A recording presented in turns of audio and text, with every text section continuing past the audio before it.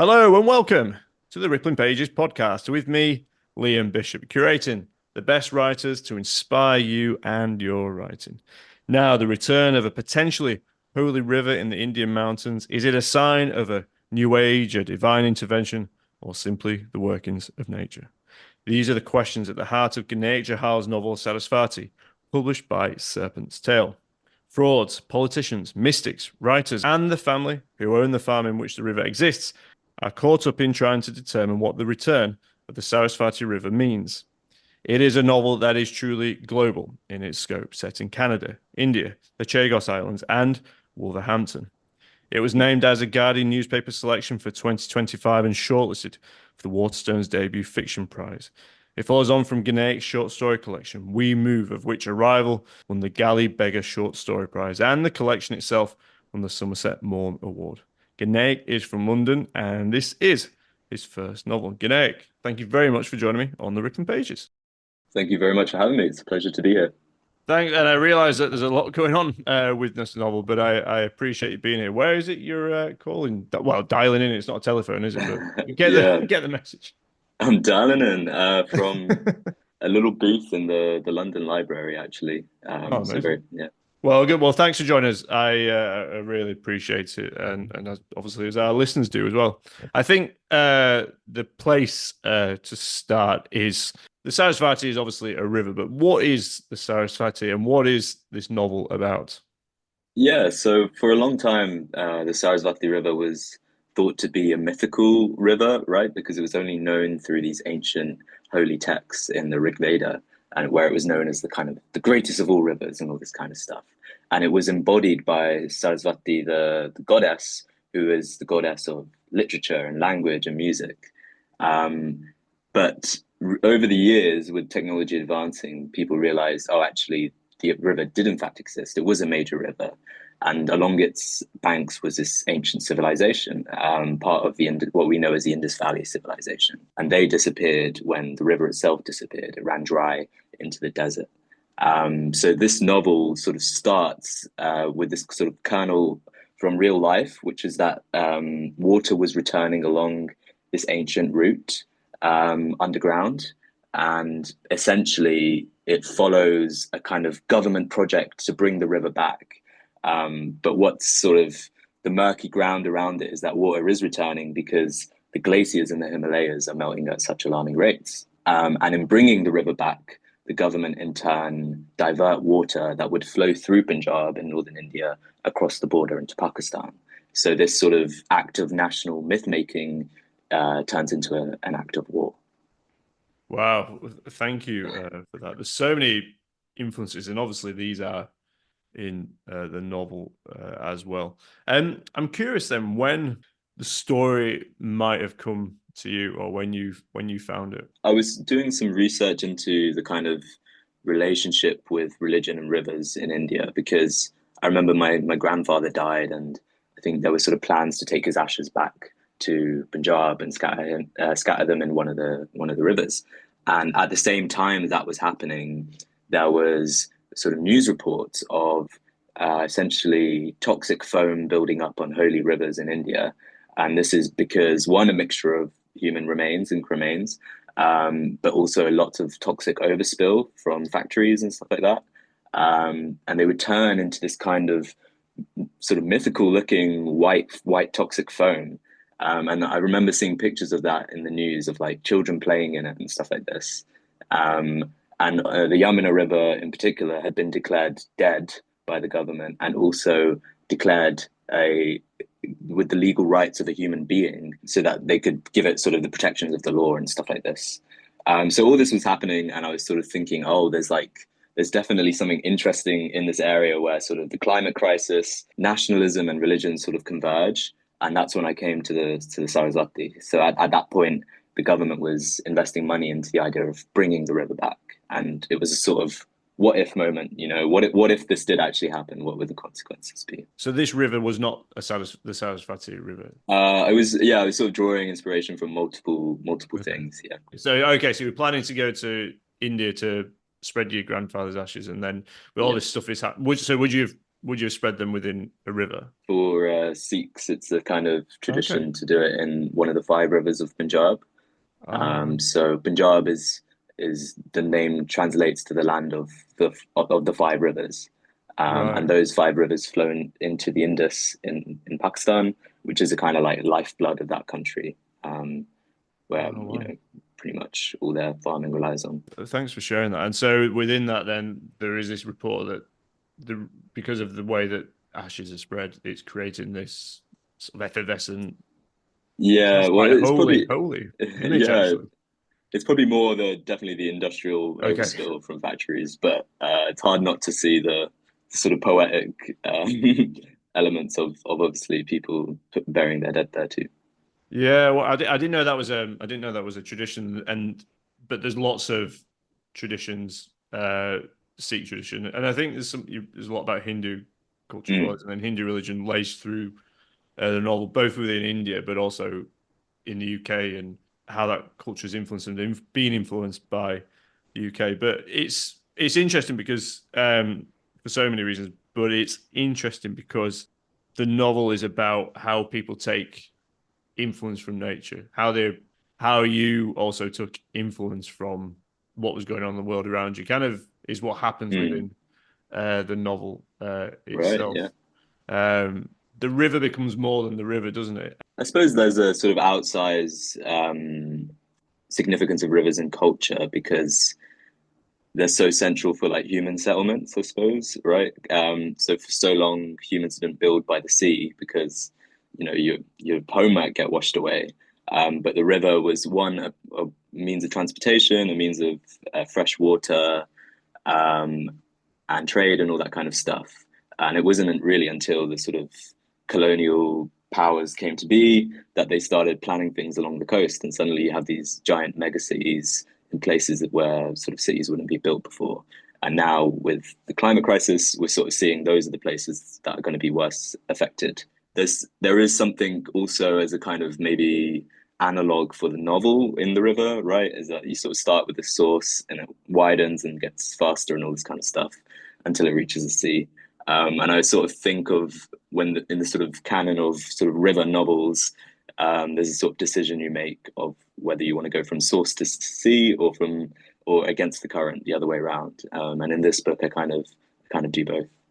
There's a few epigraphs that allude to that. I think you said in this a previous interview that you tried to get a Toni Morrison quote, but couldn't Oh find it or yeah. something like that. But yeah, there's this. Well, there's a whole canon of literature from the river. But I don't know if you can just, for the benefit of our listeners, then just explain some of, if you can, the different people in the Okay. novel, and how the Saraswati influences him. Essentially, there are seven main characters who are all distantly related to each other and share a common sort of and two common ancestors, right? So between their sort of seven narratives, which are sort of modern day and go into the future slightly, we get these flashes from the past, which is the love story of their common ancestors. But essentially, through the kind of machinations of empire, each of the seven descendants from the couple's seven children end up in different places in the globe, right? So whether that's sort of indentured work to Kenya or through military, one character ends up in Singapore. There's characters who end up in Mauritius and Canada and in the UK and so on and so on. But the first of our characters is Satnam, and he's a kind of adrift in modern life in London, and sort of feels maybe like he has no purpose.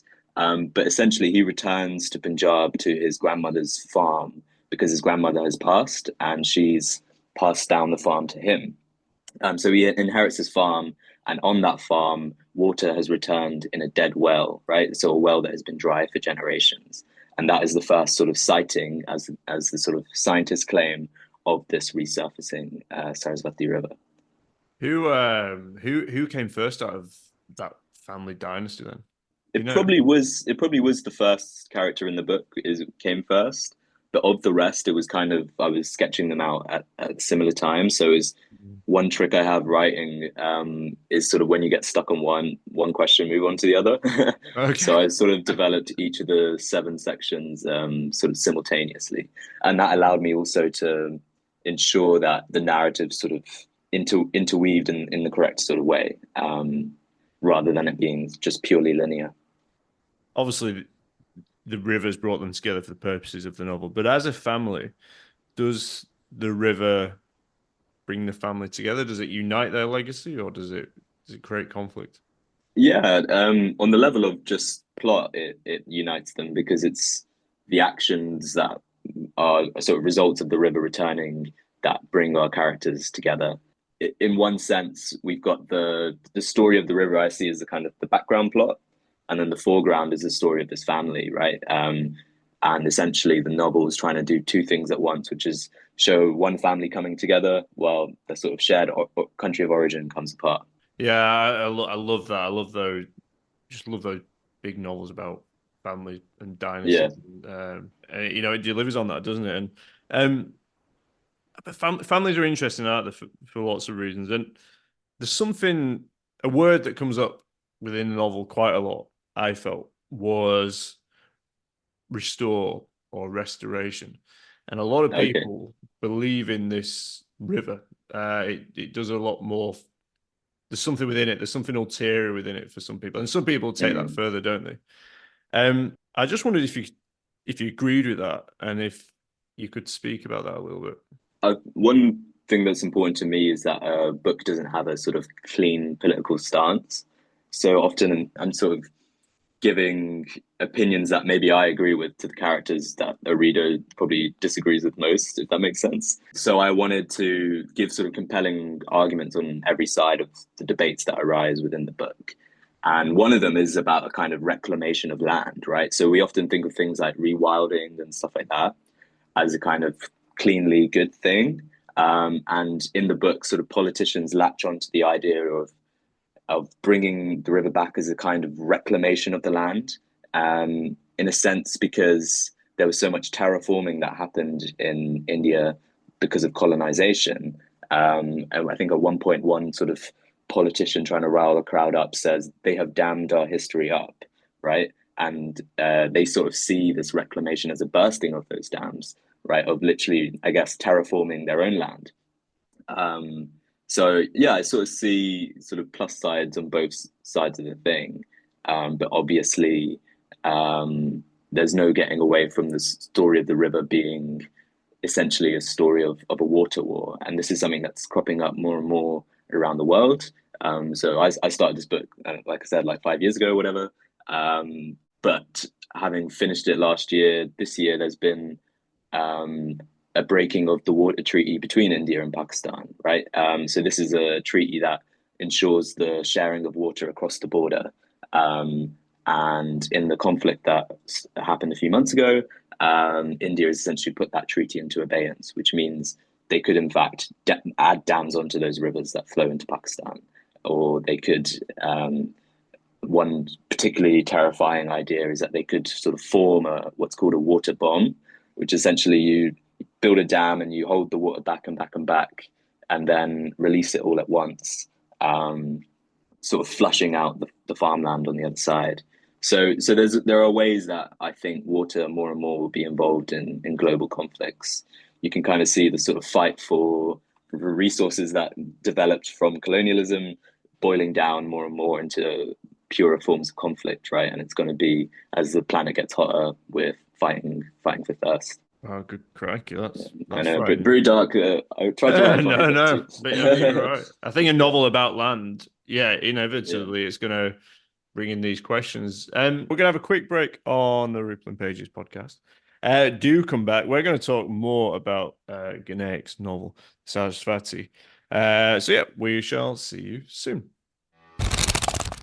Did you know that there is a Rippling Pages bookshop? It is not a real bookshop, but it is online and it's on bookshop.org.uk. So if you go on there, you can see all the books that have been on the Rippling Pages, including Gurnaik's. The best bit, all books are sourced from indie bookshops. As well as that, I get a very small discount, which goes back into the running of the show. So if you enjoy today's episode, enjoy the sound of this book or any other book that has been on the Rippling Pages, why not have a look? And there's a link in the show notes. Okay, let's get back into it. Let's talk more about the Saraswati. welcome back to the Ripping Pages. I'm here with Gurnaik Johal talking about SARASWATI. You spoke about colonial history, and then you spoke about the conflict between India and Pakistan, which is a long-running conflict as well, and it reignited recently, like a lot of conflicts at borders. But I just wondered if you could explain those themes a little bit more. So one of the fun parts of writing was having these historical sections that intersperse between the main sections, and they're sort of set around 1870 onwards. And what I wanted to do with those is to essentially show a kind of love story between two characters, right? And they're coming together, and their love story essentially results in the family generations later, and so on.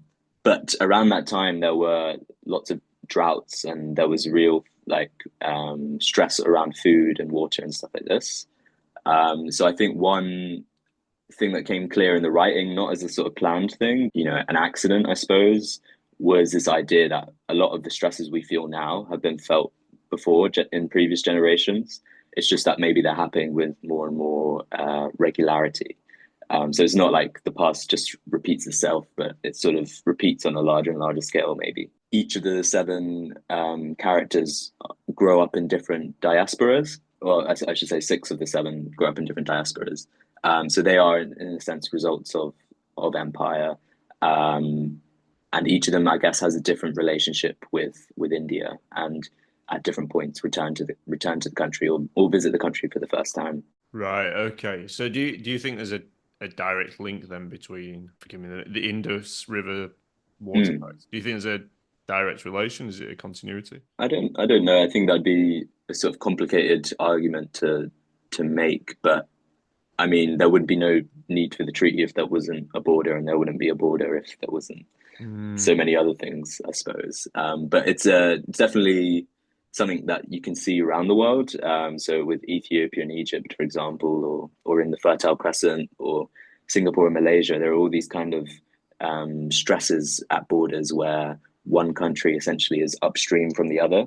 And just by the simple fact of being upstream, you have so much power over the downstream neighbors, because you can control the flow of water they receive. Also, I'm thinking about you writing this novel, and there's so many different narratives or subplots or things that you could pursue. But I guess, how do you then balance that thing of, I'm wanting to make a direct statement and connection about this, and other sides of it, which are a bit more coincidental or incidental? I could have attempted some kind of non-fiction thing here, but for me, it's always the story was propelled by the characters and their interrelation. And I feel like in a discussion like this, where we pull apart the themes, it can sound like, oh, there's a lot of sort of heavy, sort of almost like textbook information, but I try to sort of integrate that in the book through narrative. And that's, for me, the way I understand big topics and stuff like that, is sort of finding a kind of a human connection. Wondering that really, what is it about you as a writer and a fiction writer? What is that human connection to that? And I guess that's fictionalized, isn't it, to some extent?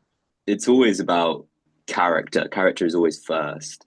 And I think when it comes to how they connect to the sort of wider scheme and all the politics and stuff like that, I just think we all do, right? We're all like constantly connected in this kind of globalized world. Like right now I'm speaking on a phone, you might be on a laptop, but inside are like a bunch of rare metals, and where have they been mined, and who mined them, right? And who designed the laptop, and who cut the tree that's made the wood on the table that you're on. Like every element of our lives. Synthetic, but I'll let you off. Yeah. Oh, okay. It's a bit more synthetic on that. I see the point you're making. But it's a kind of, you can splinter out in these crazy spirals almost of like how connected we are. So yeah, one thing I wanted to explore in the novel was a kind of part of the reason I wanted this sort of global family that each in their own specific silo is because that's how my family is, say. Like many years ago, I think a relative moved to Australia, and we had relatives in Kenya as well and stuff like this. And you drift apart with time, and then suddenly you don't. There's those whole sections of a family, say, that we know nothing about. So in this time of like constant, I guess, connection through social media and stuff like this, there are it was quite fun to explore kind of a community that's sort of splintered up and spread around the world. I mean, I find that interesting on a lot of levels, partly because I have a very small family in a Oh very yeah. small part of the world, which is not very far from where I am here. But I guess I feel that connect, and I don't know if that's just the way, of being a writer, but I mean, for me, if the sort of arc of a narrative leads towards connection, then it's kind of satisfying. Yeah, I find that sort of inherently satisfying. So while I think a lot of the politics and the sort of stuff about the world that we've been discussing, I'm trying to complicate in the book rather than simplify, right? I'm trying to not give answers, but maybe raise questions. But on the sort of the the machine of the narrative in terms of what we're moving towards on the character level, I think there is a cleaner shape, and it's about connecting these disparate threads. is it about connectivity as much as it? We spoke a lot about conflicts, haven't we? Actually, yeah. Mm. Maybe you can talk a little bit about the connectivity of the novel because there's romance in there, there's paternalism, maternalism. Romance was super important because one sort of inspiration for me was the way I'm sort of trying to think of it now is I had two key types of story I had in mind when I was writing. On one hand was the folk tale, and on the other, the origin myth. So in terms of the folk tale, I sort of weave throughout the narrative several Punjabi kissa. So a kissa is a kind of tragic love story form, um, essentially showing two two characters who sort of fall in love across some kind of divide, and then the divide swallows them up. Is the way I think about it. So they might transcend to some kind of caste boundary or something like this, but their love is true and all this kind of stuff. But it almost always ends in tragedy. So part of the fun with the historical section was in this love story I was making, I essentially counterfeited my own kissa. So the real characters in the book, who are the kind of ancestors of our descendants, they fall in love, and their love story inspires a kissa, and essentially they're remembered through the fiction made about them, and then forgotten to history otherwise. And part of the novel is figuring out this kind of cross migration from history to story, from history to story. Um, so that was a lot of fun to play with. But so yeah, I felt like romance would always be the kind of the beating heart, at the core of the book. Wow, so it was another layer of of a narrative and a type of narrative that you put in. If there's an irony to show what you are doing with both conflict and connectivity, you sort of set a romance on the Chagos Islands, Yeah. um, which has been a site of well, it is not a site of conflicts, but dispute over who owns it recently. In that section, we have Katrina, who's essentially a exterminator of this pest called yellow crazy ants, and these are what she calls the true assholes of nature because they sort of spread in these horrible colonies and with multiple queens and essentially like remove chains in the food chain. So she's brought to Diego Garcia, which is part of the Chagos archipelago, and an island that basically the British rounded up everyone who lived there, all the native Chagosians, and sort of exiled them with force, and sort of ruled that they would never be able to return to their homeland. And they did this with the purpose of building a military base that they could lease out to the US. So this base is aptly called Camp Justice, and it's where the US can sort of bomb much of the Eastern world. So yeah, so she's brought there as a kind of civilian character, but falls in love with someone else on her flight.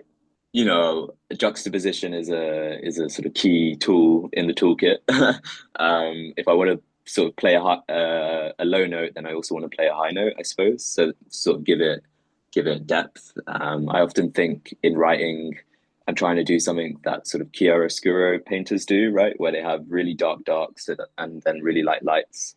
And without one, the other doesn't quite land in the same way. So yeah, so a romance on stolen land was was definitely one of those moments. And I'm just thinking what you were saying about your family, really, around the globe and how you stay in touch and how people, and then just thinking about the couple, this couple that are that have just sparked up this relationship, falling in love on a plane, as you said, on the Chagos Islands. How people communicate with one another. And I think we're of a similar age. I think you're a little bit younger than me, but I think we grew up in this world where we are connected. Do you think there is something that perhaps has been lost within our modern world, or do you think there's something within there that has always been there that we might have lost touch with? One thing I believe is that most of dialogue is kind of miscommunication, where I mean, this is a very lovely conversation and we're working towards the same thing. So it feels like we're building something. And it feels a lot more because we're recording, we're sort of like a tennis match. I say something, then you say something, then I say something. But in reality, right, if we were in the pub, we'd be one speaking over each other, and two, maybe if you said something, I would maybe think of an interesting anecdote I have, and then try and way to force it in and all this kind of stuff. So in trying to write realist fiction, I think of communication as often artful miscommunication. Um, so there is that element, but in terms of whether we've gained or lost through what like changes of technology and the way we communicate with each other, I'm definitely pro technology and on teams. Sort of, I feel like we've gained a lot. Like the fact that I can speak to friends on the other side of the world, or listen to music from all over the place. I feel like there has been this kind of big flattening that has come from the fact that so much of the world now has similar devices in their pockets. And I see a lot of good in that, as well as obviously inherent badness too. Let's go right again about. I think that's what I was hinting towards, and um, it makes me think of, and it all got a little bit meta as well, but I like that. But I think just yeah, in create, and it's just there's so many different registers, and the way there's a first person narrative, Right, and then you've also got all the you kind of got not I wouldn't say frame narratives, but there's someone speaking through the medium of like a YouTube video about their thoughts about right. Hindu nationalism, and it's just all these different ways that people are trying to communicate with one, get their Mm, ideas across, get their views across, and there's just yeah, contrast with Katrina, yeah. and how you see them trying to negotiate, and this kind of sexual element of that as well. I think it's a good point to pull out because Saraswati is the goddess of speech, right? And at several points in the book, there are these moments where there's a kind of dream of speech that kind of doesn't mean anything, or there are moments where characters utterly fail to speak. At one point, there's a character who's sort of watching lots of sort of political videos online, lots of kind of debates on TV, and realizes that all they're really saying is let me speak, let me speak, if I can just finish what I'm saying, if I can just finish, if I can just, do you know what I mean, where and we enter this point where the more you say something, the less you're saying.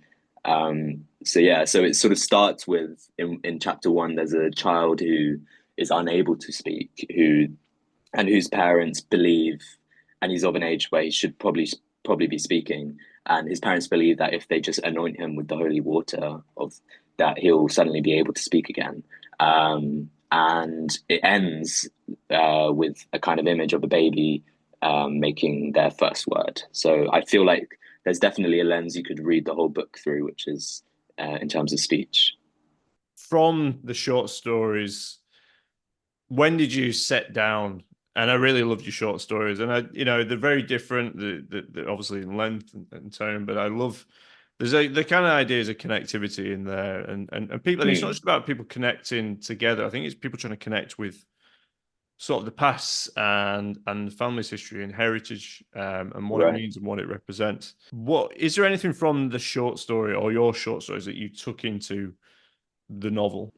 It's a sort of cliche, but the short form, the sentences are so much more polished, right? Because you've got so much less space to work with, and you can become almost maniacal in like revising like sentences so that they're one as sort of efficient as possible, basically. And I sort of see the short form as putting efficiency over everything. And I carried that through into writing a novel. But it's an interesting thing where actually, if you write if you write with the same intensity on the sentence level for a whole novel, readers will get very tired. So it was something I sort of had to learn was to sort of loosen my grip a bit.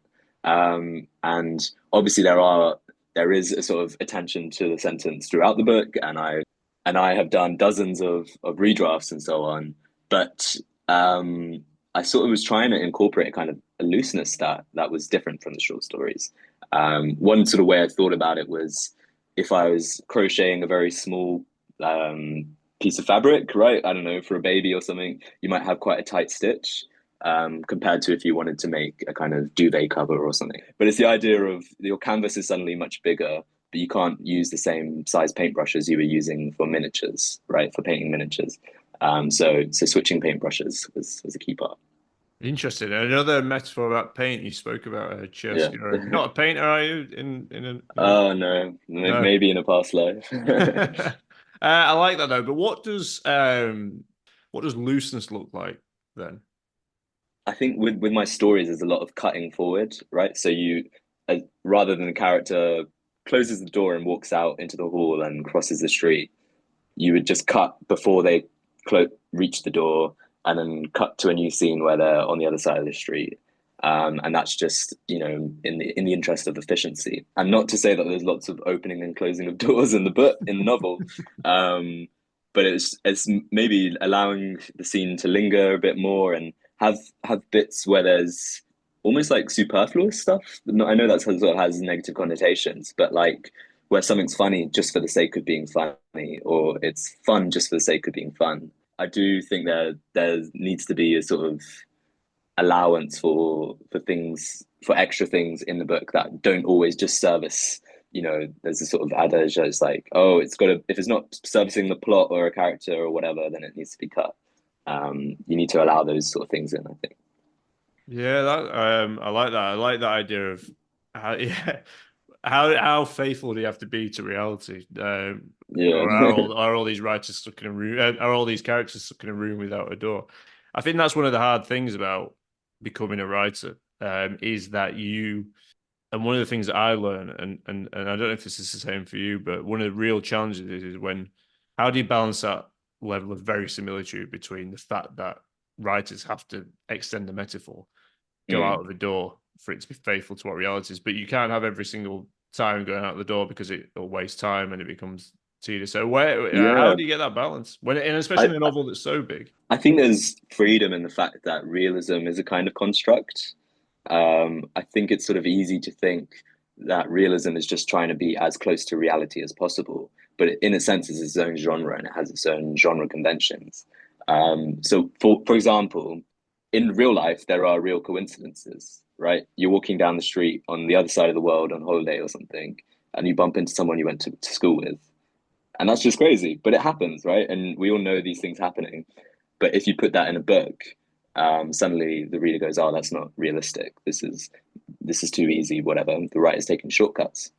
So so that wouldn't happen in a novel, and that is a construction of realism. If I was advising a new writer, I'd be like, "Don't worry too much about it."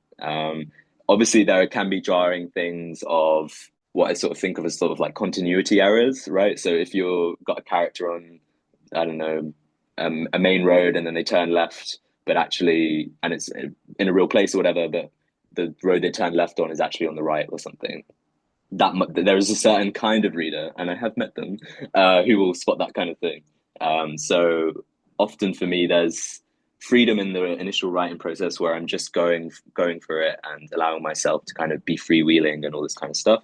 And then of the many edits, one of those edits will be a kind of, is this realistic in terms of the blunt facts of what's going on and stuff like that.